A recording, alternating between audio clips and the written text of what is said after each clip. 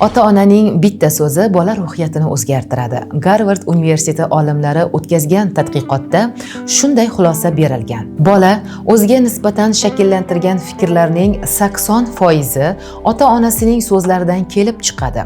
Ya'ni, sizning har bir so'zingiz uning ichki ovoziga aylanadi. Bir hayotiy voqea.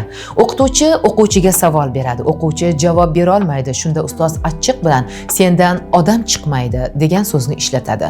Shu so'zni uyiga olib borgan bola otasidan so'raydi. Otasi esa shunday bo'lsa kerak deb javob beradi. Oradan yillar o'tadi va shu bola o'ziga ishonmagan, orzularini yarim yo'lda tashlab ketadigan inson bo'lib ulg'ayadi. Chunki ikki og'iz so'z uning ruhiga ishonchsizlik urug'ini ekkan edi.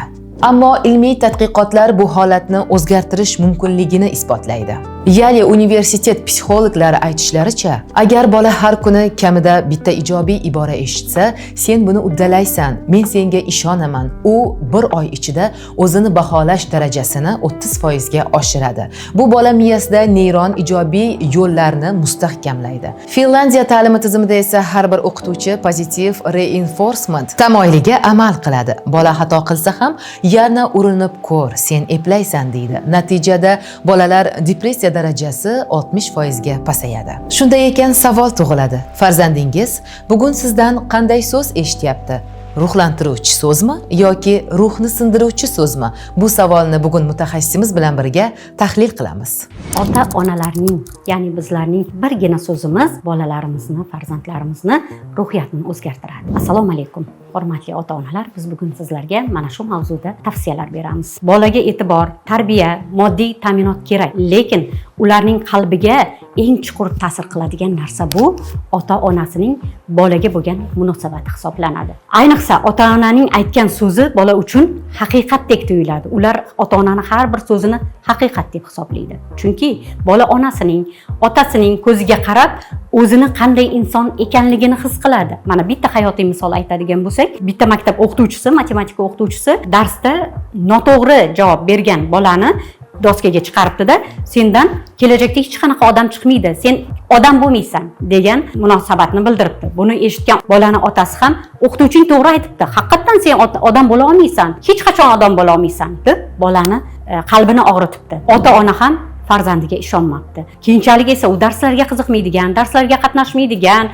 o'ziga bo'lgan ishonchini yo'qotibdi. Umuman tevarak atrofdagilarga munosabati ham sovuqqonroq bo'lib qolibdi. Chunki ota-onasi ham farzandiga ishonmabdi. O'qituvchining gaplariga ishonib, bolaga e'tibor qaratmadi. Boshqa oilada bo'lgan bolajonimizga esa o'qituvchi agar shunday degan deb murojaat qilgan bo'lganda, sen odam bo'lmaysan desa, boshqa oilada sen albatta kelajakda buyuk shaxs bo'lib yetishasan. Kela qol, sen bilan birgalikda dars qilamiz, sen bilan birgalikda o'rganamiz deb ota-onasi bolani to'g'ri yo'lga boshlar ekan.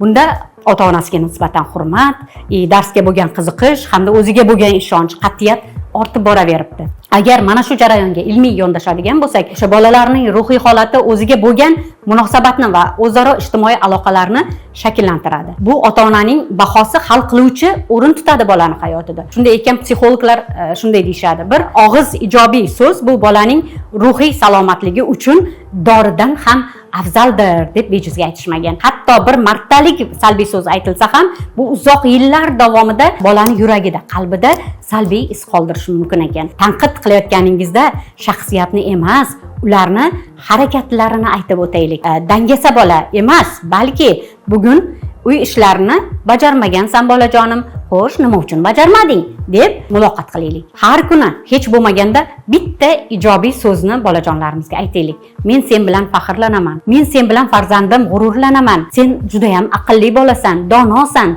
Yaxshi so'zlarni, iliq so'zlarni aytadigan bo'lsak, bizni bolajonimiz ham bizga qarab harakat qiladi, bizga qarab rivojlanadi. Bolamizga nisbatan qo'polroq munosabatda bo'ladigan bo'lsak, yomon so'zlarni ishlatadigan bo'lsak, uni qalbini yaralagan so'zdan keyin uni shifo so'zini ham aytib qo'yishimiz kerak bo'ladi. Agar xafa qilib qo'ygan bo'lsak bolajonlarimizni, hurmatli ota-onalar, farzandimiz bo'lsa ham ulardan kechirim so'rashdan uyalmaylik. Xulosa qilib aytganda, farzandingizni bir dona yaxshi so'z har kuni ayting. U kun bo'yi o'sha so'z bilan, o'sha so'zni kayfiyati bilan xursand bo'lib yuradi. Masalan, bir yil davomida agar minglab shunaqangi iliq so'zlarni aytadigan bo'lsak, u butun umr bo'yi ijobiy, o'ziga ishongan, qat'iyatli shaxs bo'lib ulg'ayadi. So'z bu bexatar ko'ringan, ammo bola ruhiyatini o'zgartirishga kuchli qurol hisoblanadi.